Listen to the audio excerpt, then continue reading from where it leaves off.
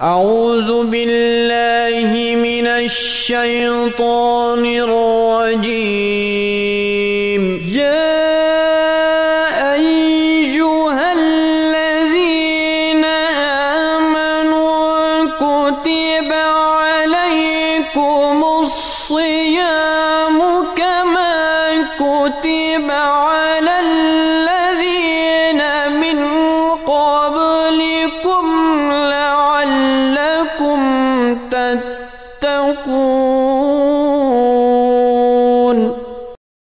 أعوذ بالله من الشيطان الرجيم. بسم الله الرحمن الرحيم. அன்பிற்குரிய சகோதரர்களே சகோதரிகளே, அஸ்ஸலாமு அலைக்கும் வரஹ்மத்துல்லாஹி வபரகாத்துஹு.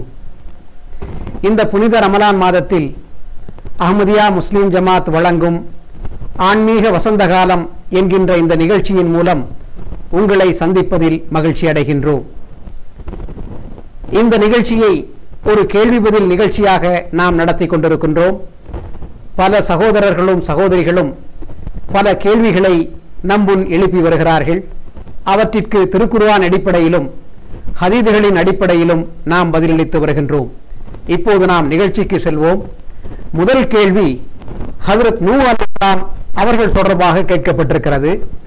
அதாவது ஹஜ்ரத் நூஹ் நபி அலைஹிஸ்ஸலாம் அவர்கள் 950 ஆண்டு காலம் வாழ்ந்ததாக திருக்குர்ஆனில் கூறப்பட்டிருக்கிறதே, எவ்வாறு 950 ஆண்டு காலம் ஒருவர் வாழ முடியும் என்று கேள்வி கேட்கப்பட்டிருக்கிறது. 950 ஆண்டு காலம் ஒரு ஆள் வாழ முடியுமா என்று கேட்டால், குர்ஆன் சொன்னதுக்கு அடிப்படை அப்படி வாழலாம் என்று சொன்னால் அதில் தவறு என்று நாம் சொல்ல முடியாது. ஆனாலும் குர்ஆனில் நாம் ஒரு சிறப்பு பார்க்கின்றோம். மனிதனுடைய ஒரு ஆயுள் எவ்வளவு இருக்குது என்பது சாதாரணமாக கூறப்பட்டுள்ளது. அதுபோக மனிதருக்கு இன்றே வரை எவ்வளவு ஆயுள் கொடுக்கப்பட்டுள்ளது என்பதும் நமக்கு வரலாற்றிலிருந்து தெரிய வருது.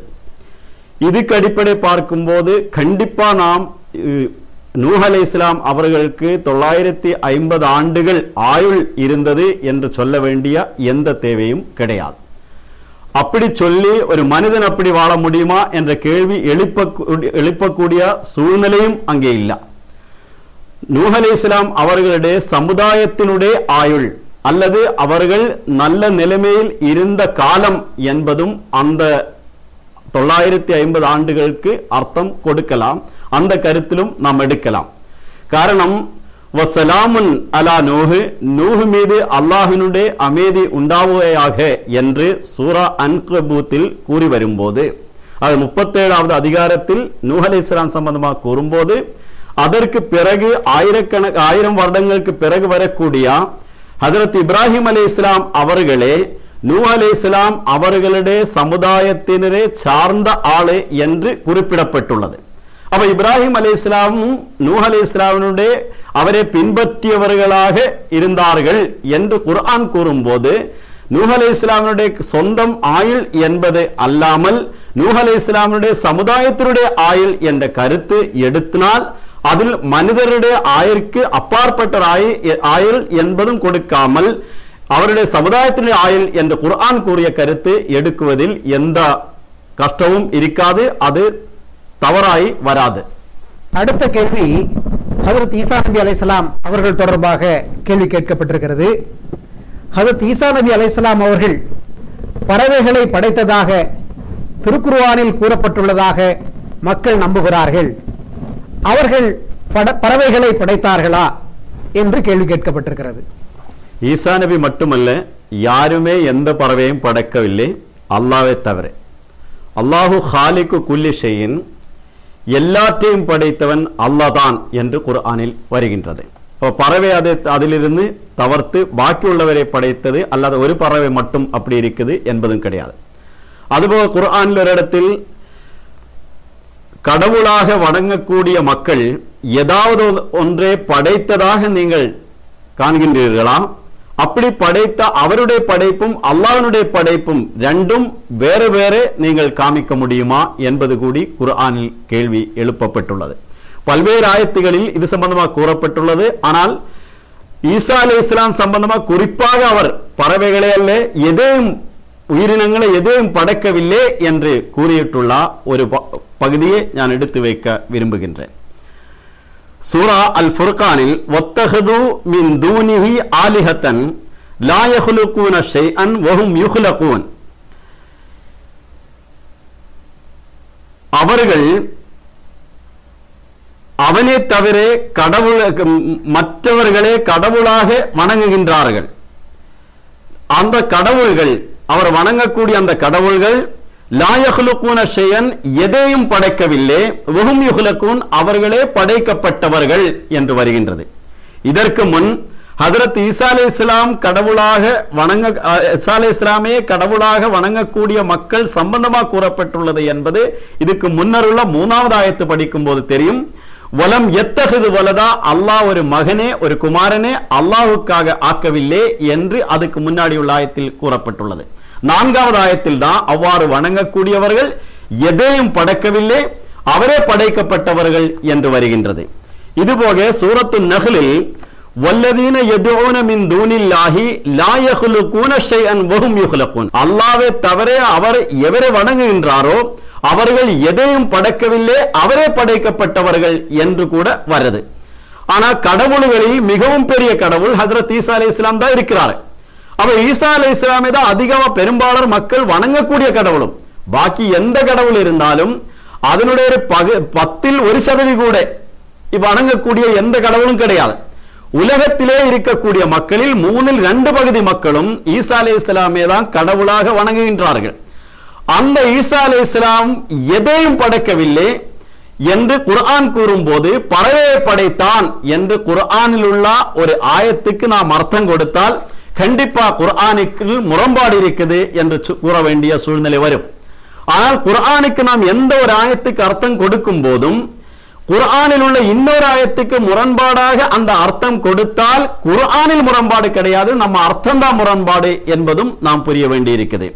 குர்ஆனில் ஈசா அலைஹிஸ்ஸலாம் பறவையை படைத்ததாக கூறப்படுகின்ற 2 இடங்கள் இருக்கின்றன. ஒன்று சூரா ஆலி இம்ரானில் அது இவ்வாறு வருகின்றது.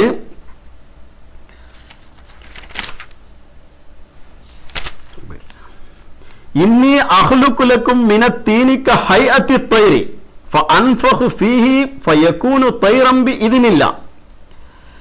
ஈசா அலைஹிஸ்ஸலாம் கூறினார்கள், உங்கள் இறைவனிடமிருந்து ஒரு அடையாளத்தை கொண்டு வந்துள்ளேன், நான் ஒரு அடையாளத்தை கொண்டு வந்துள்ளேன், நான் உங்களுக்காக பறவையை போன்ற ஒரு படைப்பை கஹைஅத்தி தைரி, நான் பறவையை படைப்பேன் என்று சொல்லலாம். பறவையை போன்ற ஒரு படைப்பை நான் படைக்கின்றேன், பறவையை போன்ற ஒரு படைப்பை களிமண்ணில் இருந்து நான் உருவாக்குவேன். அவ பறவையை போன்ற ஒரு படைப்பை களிமண்ணில் இருந்து உருவாக்கின்றேன் சொன்னால் பறவையை படைத்தேன் என்பது அதிலிருந்து வராது. கஹைஅத்தி தைரி பறவையை போன்று, அவ பறவை எவ்வாறு குஞ்சை படைக்கிறது அது போன்று ஈசா அலைஹிஸ்ஸலாம் களிமண்ணில் இருந்து பறவையை படைக்கின்றார்கள் என்பதுதான் அந்த ஆயத்தில் வருகின்றது. அதாவது ஒவ்வொரு நபியும் களிமண்ணில் இருந்து படைக்கப்பட்ட மனிதர்களுக்கு அறிவுரைகள் கொடுத்து அவர்களே ஒரு பறவை எவ்வாறு தன்னுடைய இறகுக்கு கீழ் தன்னுடைய குஞ்சை வைத்து அதுக்கு தேவையான நிலைமையில் சூடும் அதுக்கு தேவையானவற்றை எல்லாமே கொடுத்து அவங்களே பறக்கும் தகுதியை பெற்று விடுகின்றனோ அதே போன்று தன் கூட பின்பற்றக்கூடிய மக்களே தன் இறகுக்கு கீழ் வைத்து அவங்களுக்கு அறிவுரைகள் கொடுத்து ஆத்மீயமான உலகத்தில் பறக்க தகுதி அவர்களுக்கு கொடுக்கின்றார்கள் என்ற அர்த்தம் நாம் இதுக்கு கொடுக்கலாம். அல்லது நேரடியாக அர்த்தம் கொடுத்தால் கடவுளாக வணங்கக்கூடிய தகுதி அவருக்கு இருக்கின்றன என்ற அர்த்தம் கூட கொடுக்க வேண்டியிருக்கும். அப்பொழுது அல்லாஹ்வை விட்டு ஈசா அலைஹிஸ்ஸலாமை வணங்க வேண்டியிருக்கும் குர்ஆன் அடிப்படை. காரணம், அவர் படைக்கவில்லை என்று சொன்னால் ஈசா அலைஹிஸ்ஸலாம் படைத்திருக்கின்றார்கள் என்று சொல்லும் போது கண்டிப்பா ஈசா அலைஹிஸ்ஸலாமும் கடவுள் என்று நம்ப வேண்டிய சூழ்நிலை வரும். அப்ப குர்ஆன் அடிப்படை அந்த பறவையை படைக்கின்றார்கள் என்பது தன்னுடைய பின்பற்றக்கூடிய மக்களை பறவை போன்றவர்கள் ஆக்கிவிடுகின்றார்கள் என்ற அர்த்தம் தான் கொடுக்க முடியும். அடுத்த கேள்வியும் ஹஜ்ரத் ஈசா அலைஹிஸ்ஸலாம் அவர்கள் தொடர்பாக தான் கேட்டிருக்காங்க. அந்த கேள்வி, மரணித்தவர்களை ஹதரத் ஈசா அலைஹிஸ்ஸலாம் அவர்கள் உயிரூட்டியதாக திருக்குர்ஆனில் கூறப்பட்டுள்ளதே, அவ்வாறு ஹதரத் ஈசா அலைஹிஸ்ஸலாம் அவர்கள் மரணித்தவர்களை உயிரூட்டி இருக்கிறார்களா? மரணித்தவர்களே ஈசா அலைஹிஸ்ஸலாம் உயிரூட்டி இருக்கிறார் என்று சொன்னால் அது குர்ஆனில் உள்ளதுதான். ஆனா ஈசா அலைஹிஸ்ஸலாம் மட்டுமல்ல, அனைத்து நபிமார்களும் உயிரூட்டி இருக்கிறார். உதாரணமா முஹம்மது முஸ்தபா ஸல்லல்லாஹு அலைஹி வஸல்லம் சம்பந்தமா குர்ஆனில் வருகின்றது, யா அய்யுஹல்லதீன ஆமனுஸ்தஜீபு லில்லாஹி வலிர் ரசூலி இதா தஆக்கும் லிமா யுஹ்யீக்கும். நம்பிக்கை கொண்டோர்களே, இஸ்தஜீபு லில்லாஹி வலிர் ரசூலி, அல்லாஹுவுக்கும் அவருடைய தூதரும் உங்களை அழைக்கும் போது அந்த அழைப்புக்கு பதிலளியுங்கள். லிமா யுஹ்யீக்கும், உங்களுக்கு உயிரூட்டுவதற்காக அவர் அழைக்கின்றார்கள். அவ முஹம்மது முஸ்தபா ஸல்லல்லாஹு அலைஹி வஸல்லம் நம்மை அழைக்கின்றது, நம்பிக்கை கொண்டவர்களை அழைக்கின்றது அவர்களுக்கு லிமா யுஹ்யீக்கும், அவருக்கு உயிரூட்டுவதற்காக என்று குர்ஆனில் வருகின்றது. ஆனா முஹம்மது முஸ்தபா ஸல்லல்லாஹு அலைஹி வஸல்லம் ஏதாவது ஒரு ஆளு மரணித்தவரே உயிரூட்டியதாக, வெளிப்படையான நிலைமையில் மரணித்தவரை உயிரூட்டியதாக யாருமே இதுவரைக்கு எந்த இடத்திலும் கூறலாம். ஆனால் ஈசா அலைஹிஸ்ஸலாமுக்கு அந்த ஆயத்து அதே போன்று மரணித்தவரை உயிரூட்டினார் என்று கூறும்போது முஹம்மது முஸ்தபா ஸல்லல்லாஹு அலைஹி வஸல்லமுக்கு இல்லாத ஒரு சிறப்பு கொடுத்து வெளிப்படையான நிலைமையிலே அவர் மரணித்தவரை உயிரூட்டினார்கள் என்று கூறுவதற்கு என்ன காரணம் என்பது புரியவில்லை. ஆனா குர்ஆனில் மரணித்தவருக்கு உயிரூட்டுவது அல்லாஹ் மட்டும்தான் என்பது பல்வேறு இடங்களில் கூறப்பட்டுள்ளது. உதாரணமா 50வது சூரத்தில் 44வது வசனம், இன்னா நஹ்னு நுஹ்யி வ நுமீத்து, இன்னா நிச்சயமாக நாம் தான், நஹ்னு நாம் தான், நுஹ்யி நாம் தான் உயிரூட்டுவது, நுமீத்து மரணிப்பதும் நாம் தான். இந்த ஆயத்தில் அரபி அஹ்ராரியின் அடிப்படை நாம் பார்க்கும்போது, ஆய்வு செய்யும் போது இவ்வளவு வலியுறுத்தி கூறப்பட்டது வேற சாதாரணமான நிலைமையில் ரொம்ப அதிகமா வலியுறுத்தி கூறுவதற்கு தான் இன்னா நிச்சயமாக நாம், நஹ்னு நாம் என்பது மறுபடியும் கூறுகின்றது. உதாரணமா இன்னா நஹ்னு நஸல்னா ஸிக்ரா வ இன்னா லஹு லஹாஃபிஸூன், நாம் தான் இந்த குர்ஆனை இறக்கினோம், நாம் தான் இதை காப்பாற்றுவோம் என்று கூறப்பட்ட இடத்திலும் அவ்வாறு வலியுறுத்தி கூறப்பட்டுள்ளது. அந்த இடத்தில் அல்லாஹ் அல்லாமலும் இன்னொரு ஆளு கூட குர்ஆன் இறக்கி இருக்கிறாரு என்று யாருமே நம்பவில்லை. அதே போன்று இன்னா நஹ்னு நுஹ்யி, நாம் தான் உயிர் கொடுக்கின்றோம் என்று கூறும்போது ஈசா அலைஹிஸ்ஸலாம் கூட அதில் உள்பட்டிருக்கிறார் சொன்னால் கண்டிப்பா ஈசா அலைஹிஸ்ஸலாமும் அல்லாஹ்வுடைய தகுதி பெற்றாளே என்று சொல்ல வேண்டிய சூழ்நிலை வரும். இந்த இடத்தில் இதே போன்று குர்ஆனில் மற்ற இடங்களில் வருது, இன்னா நஹ்னு நுஹ்யில் மௌத்தா, மரணித்தவர்களுக்கு உயிர் கொடுக்கின்றவன் நான் தான் என்றும் குர்ஆனில் 36வது சூரத்தில், அதாவது சூரா யாசீனில் 13வது வசனத்தில் வருகின்றது.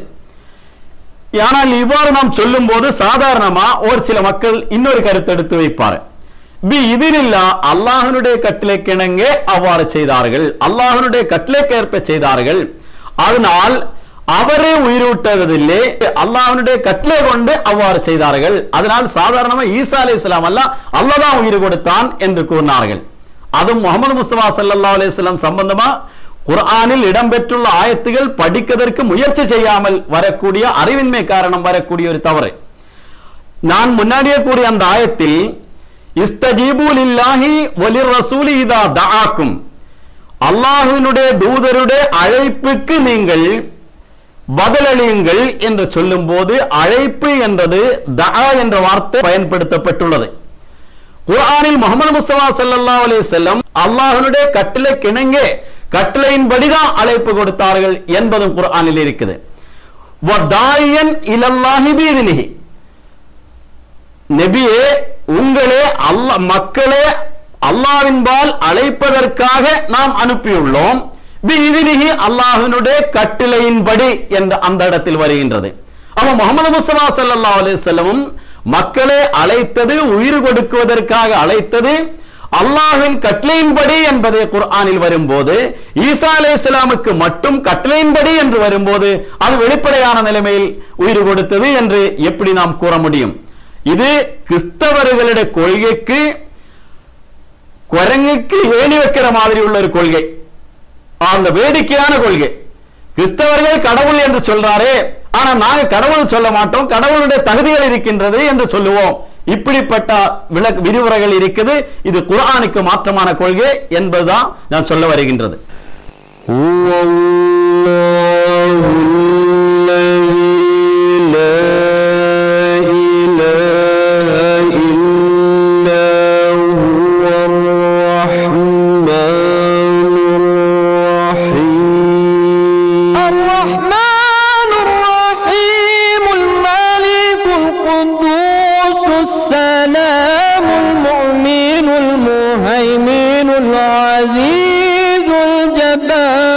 المتكبر الخالق البارئ المصور الغفار القهار الوهاب الرزاق الفتاح العليم القابض الباسط الخافض الرافع المعز المذل السميع البصير الحكم اللطيف الخبير الحليم العظيم الغفور الشكور العلي الكبير الحفيظ المقيم الحسيب الجليل الكريم الرقيب المجيب الواسع الحكيم الودود المجيد الباعث الشهيد الحق الوكيل القوي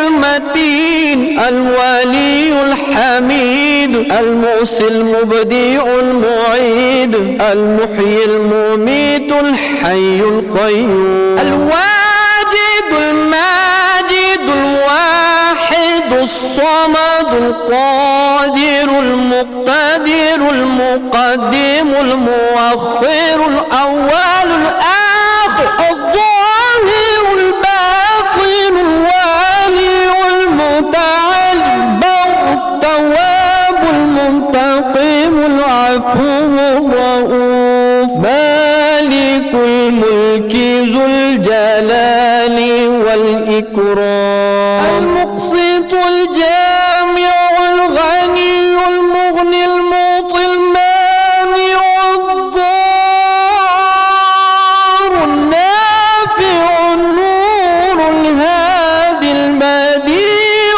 الباقي الوارث الرشيد الصبور الغني المغني المعطي المانع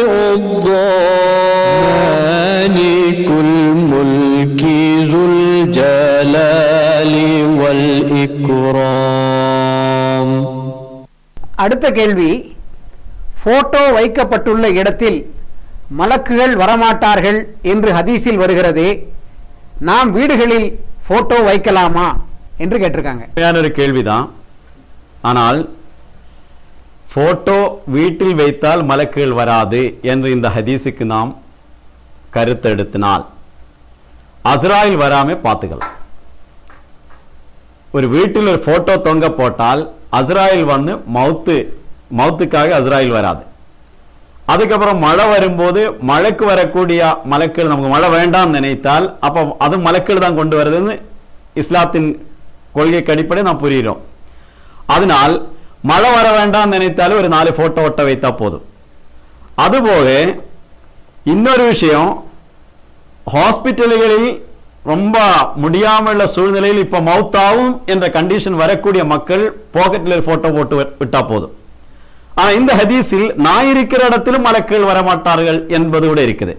அல்ல ஒரு நாயை கட்டி போட்டாலும் இந்த விஷயத்தையும் தப்பிச்சிடலாம். ஆனா உண்மையில் வெளிப்படையான நிலைமையில் இது எடுக்க முடியுமா? இப்ப எடுக்கின்றார்களா? மலக்குகள் இப்போ உலகத்திலிருந்தே ஓடினார்கள் என்று சொல்ல வேண்டியிருக்கும். காரணம், நம்ம பாக்கெட்டில் எப்படி இருந்தாலும் ஒரு 10 ரூபாய் 20 ரூபாய் 100 ரூபாய் இருக்கும். அதில் காந்தியோட போட்டோ இருக்கும் அல்லது வேற ஏதோ ஒரு போட்டோ இருக்கும். அதுபோக ஹஜ்ஜுக்கு போகும்போது கையில் பாஸ்போர்ட் இருக்கும், அவருடைய போட்டோ இருக்கும். அப்ப எந்த இடத்திலும் மலக்களுக்கு வருவதற்குள்ள எந்த வாய்ப்பும் இப்போது கிடையாது. அதுபோக கல்லூரி துறையில் எல்லாமே போட்டோ வைத்து தான் படிக்கிறோம். அப்போ எந்த கல்லூரியிலும் மலக்கள் வர மாட்டாங்க. அப்போ சுருக்கமாக கூறினால் இந்த ஆயத்துக்கு இந்த ஹதீஸுக்கு எந்த விளக்கம் நான் சொல்லணும், அது எப்படி எடுக்கணும் என்பது கூட பார்க்க வேண்டி இருக்குது. ஹதீஸில் வருகின்றது, படம் அது வரைபடமாகலாம், புகைப்படமாகலாம், திரைப்படமாகலாம், மற்ற என்ன படம் ஆகலாம். அந்த படம் இருக்கிற இடத்தில் மலக்குகள் வரமாட்டார்கள். ஒரு வெளிப்படையான கருத்தெடுத்தால், படங்கள் வரைந்து அதை வணங்கக்கூடிய மக்கள் இருந்த காலத்தில் தான் முஹம்மது முஸ்தபா ஸல்லல்லாஹு அலைஹி வஸல்லம் அவ்வாறு கூறினார்கள். அப்ப அவ்வாறு வரைக்கப்பட்ட படங்கள் இருக்கும் போது அதை வணங்கக்கூடிய முஷ்ரிக்கீங்களிடம் அல்லாஹ்வினுடைய ரஹ்மத்தினுடைய மலக்குகள் வரமாட்டார்கள் என்று கூறலாம். அதுபோக நாய் இருக்கிற இடத்தில் வராது என்றாலும் அதுவும் தப்புதான் இருக்கும். அந்த ஹதீஸ்ல இருக்குது, நாய் இருக்கிற இடத்திலும் மலக்கு வராதன். நாயை வேட்டைக்காக அனுப்பலாம், அந்த வேட்டைக்கு கொண்டு போகக்கூடிய நாய்க்கள் கடித்து வைத்தது அது நாம் அறுக்காமல் சாப்பிடலாம் என்பது கூட குர்ஆனிலே வருது, ஆயத்தை வருது. அப்போ அந்த இடத்திலும் மலக்கு ரஹ்மத்தினுடைய மலக்கே கிடையாதுன்னு சொன்னா அதுவும் நாம் நம்ப முடியாது. ஆனா இந்த ஹதீஸுக்கு நாம் கொடுக்க வேண்டிய இன்னொரு விளக்கம் இருக்குது. ஒரு நுட்பமான ஒரு விளக்கம் நாம் கொடுக்கலாம். அது முஹம்மது முஸ்தபா ஸல்லல்லாஹு அலைஹி வஸல்லம் கூறிയിട്ടുள்ள மற்ற ஹதீஸுகளுக்கும் குர்ஆனுடைய ஆயத்துகளுக்கும் இணங்கியுள்ள ஒரு கருத்தாகும். போட்டோ என்பது ஒரு ஆளுடைய உள்ளத்தில் இன்னொரு ஆளுடைய போட்டோ ஒரு பகமை என்ற நிலைமையில் இருந்தால் அந்த ஆளிடம் அல்லாஹ்வினுடைய ரஹ்மத்துகளுடைய மலக்குகள் வரமாட்டார்கள்.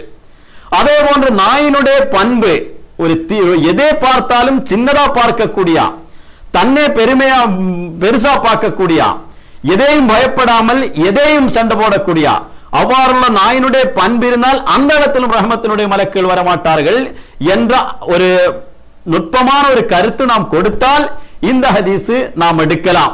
அல்லாமல் வெளிப்பார்வையில் அதை எடுக்கவே முடியாது. ஒரு தண்ணீர் குடிக்கும் போது அந்த கிளாஸில் நம்ம போட்டோ வந்துடும், அப்ப தண்ணீர் குடிக்க முடியாது. ஆனா மலக்குகள் தவிர்க்க ஒரு வழியாக இதை எடுக்கலாம் என்பதே வேடிக்கையாக இதுக்கு சொல்லலாம். ஆனால் அந்த வெளிப்படையான கருத்து இந்த போட்டோக்கு எடுக்கவே முடியாது.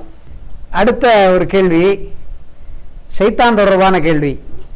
ஷைத்தானுக்கு மறுமையில் தண்டனை உண்டா என்று கேட்டிருக்கிறாங்க. மறுமையில் ஷைத்தானுக்கு தண்டனை உண்டா, அவ மலக்குகளுக்கு சொர்க்கம் உண்டா என்பது கூட கேட்டால் ரெண்டோட சரியா விளங்கும். மனிதனே நன்மையின்பால் அழைக்குவதற்கும் நன்மையில் மனிதருக்கு உதவி செய்வதற்குமாக அல்லாஹ் படைக்கப்பட்டுள்ள படைப்பினம்தான் மலக்குகள். அவன் மலக்குகள் செய்யக்கூடிய அந்த நற்செயல்களுக்கு அவங்களுக்கு கூலியும் அவங்களுக்கு சொர்க்கமும் இருக்கிறது என்பது எந்த இடத்திலும் கூறலாம். மலக்குகளே நாம் தவிர்த்து விட்டால் அந்த இடத்தில் ஷைத்தான் ஏறுகிறோம்.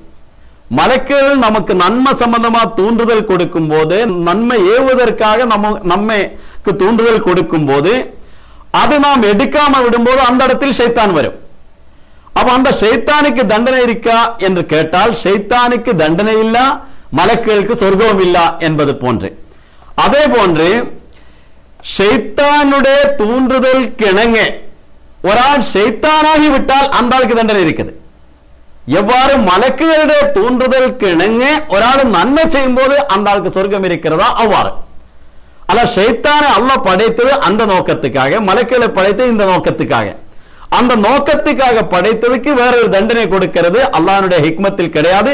எந்த ஒரு இடத்திலும் குர்ஆனில் அந்த ஷைத்தான் என்பது பல்வேறு அர்த்தங்களில் குர்ஆனில் குறிப்பிடப்பட்டுள்ளது. மனிதன் ஷைத்தானாகி விடும்போது அவங்களுக்கு தண்டனை இருக்குது, அல்லாமல் ஷைத்தானுக்கு தண்டனை இருக்கு என்பது எந்த இடத்திலும் குர்ஆனில் கூறவில்லை, எந்த ஹதீஸிலும் நாம் அது கிடைக்கவும் இல்லை. அடுத்த கேள்வி, ஒருவர் தாமதமாக விழித்தால் சகர் செய்யாமல் நோன்பு வைக்கலாமா என்று கேட்டிருக்கிறார். தாமதமாக விழித்தால் சகர் செய்யாமல் நோன்பு வைக்கலாமா? தாமதமாக விழித்தால், அதாவது நோன்படு சஹர் செய்ய வேண்டிய நேரத்து விழிக்க முடியாமல் தாமதமாக விழித்தால் நோன்பு வைக்கலாம். ஆனால் மனப்பூர்வமாக சஹரி செய்யாமல் நோன்பு வைக்கக்கூடாது. காரணம், குர்ஆனுடைய கட்டிலே நீங்கள் உணவு எடுக்க வேண்டும் சஹரியுடைய நேரத்திலிருந்து மாலை வரைக்கு என்று நோன்பெடுக்கும் போது எப்பொழுது உணவு எடுக்க வேண்டும், எப்பொழுது நோன்பு திறக்க வேண்டும் என்பது ரெண்டும் கூறப்பட்டுள்ளது. அந்த கட்டளை கிணங்கதான் நோன்பு எடுக்க முடியும். நாம ஒன்று உருவாக்கி நாம ஒரு நோன்பு எடுக்க முடியாது. முஹம்மது முஸ்தபா ஸல்லல்லாஹு அலைஹி வஸல்லம் இந்த விஷயத்தில் தஸஹரு இன்ன ஃபி ஸுஹூரி பரக்கத்துன், நீங்கள் சஹரி உணவு சாப்பிடுங்கள், நிச்சயமாக செஹரி உணவில் பரக்கத் இருக்கின்றன என்று கூறினார்கள். அப்ப பரக்கத் இருக்கின்றன என்றால் அது ரெண்டு நிலைமையிலும் இருக்குது. ஒன்று உடல்நிலையாகவும் முஹம்மது முஸ்தபா ஸல்லல்லாஹு அலைஹி வஸல்லம் கூறும்போது ஆத்மீயமான நிலைமையிலும் அதில் பரக்கத் இருக்கின்றன. அல்லாஹ்வினுடைய கட்டிலே மேற்கொள்ளும் போது அதுக்குரிய பரக்கத்து, முஹம்மது முஸ்தபா ஸல்லல்லாஹு அலைஹி வஸல்லம் கட்டிலே மேற்கொள்ளும் போது அதுக்குரிய பரக்கத்து இருக்கின்றன. அது நான் தவிர்த்தால் அது கிடைக்காது.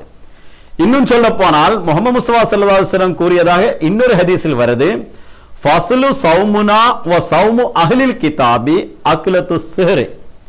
அதாவது நம்முடைய நோன்பும் அஹ்லே கிதாபினுடைய நோன்பும் உள்ள வித்தியாசம் என்னவென்றால், நம்ம நோம்பில் செஹரி சாப்பிடுவோம், அவங்க நோம்பில் செஹரி சாப்பிடாமலும் நோன்பு எடுப்பார்கள். அப்ப அஹ்லே கிதாபினுடைய நோன்பு அல்ல நாம் எடுக்க வேண்டியது, நமக்கு முஸ்லிம்களுக்கு கட்டளையிடப்பட்டுள்ள அந்த நோன்பு தான் எடுக்க வேண்டும். அப்போ செஹரி எடுத்துதான், செஹரி சாப்பிட்டு தான் நோன்பு எடுக்க வேண்டும் என்பது புரிகிறது. அடுத்த கேள்வி, நோன்பு நோக்க முடியாதவர்கள் பரிகாரமாக என்ன செய்ய வேண்டும்? உதாரணமாக கர்ப்பிணி பெண்கள், அவங்களுக்கு நோன்பு நோக்க முடியாது, அதற்கு பரிகாரமாக அவர்கள் என்ன செய்ய வேண்டும்? நோன்பு எடுக்க முடியாதவர்கள் என்ன செய்ய வேண்டும் என்று நோன்பு எடுக்க வேண்டும் என்று கூறிய அதே ஆயத்தில் கட்டளை இருக்கின்றன. வஅலல்லதீன யுதீகுனஹு ஃபிதியத்து தஆமு மிஸ்கீன். நோன்பு எடுக்க முடியாதவர்கள் ஒரு ஏழைக்கு உணவு கொடுக்க வேண்டும். அப்போ ஒரு நோன்பு நாம் எடுக்காம விட்டால் அதற்கு பகரமாக ஒரு ஏழைக்கு நாம் சாப்பிடுகின்ற உணவு கொடுக்க வேண்டும். இதுதான் அதற்கான பரிகாரம். ஜஸாக்கல்லா அமுல் சாஹிப், இன்றைய நிகழ்ச்சியை நாம் இத்துடன் நிறைவு செய்வோம். அன்பிற்குரிய சகோதரர்களே, சகோதரிகளே, உங்களுக்கு எழுகின்ற சந்தேகங்களை, கேள்விகளை நீங்கள் எங்களுக்கு தொலைபேசி மூலமாகவும் கடிதங்கள் மூலமாகவும் நீங்கள் எழுதலாம். அவ்வாறு நீங்கள் எழுப்புகின்ற அந்த கேள்விகளுக்கு அடுத்த நிகழ்ச்சிகளில் இன்ஷா அல்லாஹ் நாங்கள் பதிலளிப்போம். இந்த வகையில் இந்த நிகழ்ச்சியை இன்று நாம் நிறைவு செய்கிறோம். அஸ்ஸலாமு அலைக்கும் வரஹ்மத்துல்லாஹி வபரகாத்துஹு. மார்க்க தொடர்பான உங்கள் கேள்விகளுக்கு இந்நிகழ்ச்சியில் பதிலளிக்கப்படும். கேள்விகள் அனுப்ப வேண்டிய முகவரி: அஹ்மதியா முஸ்லிம் ஜமாத், எண் 11, முதல் பிரதான சாலை, United India colony, Kodambakkam, Chennai 6024. اللهم صل على محمد وعلى آل محمد كما صليت على إبراهيم وعلى آل إبراهيم إنك حميد مجيد.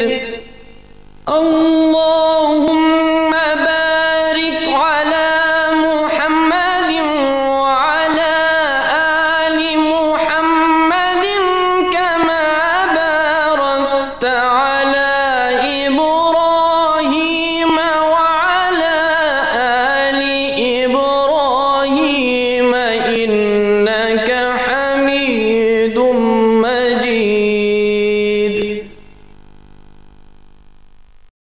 أعوذ بالله من الشيطان الرجيم.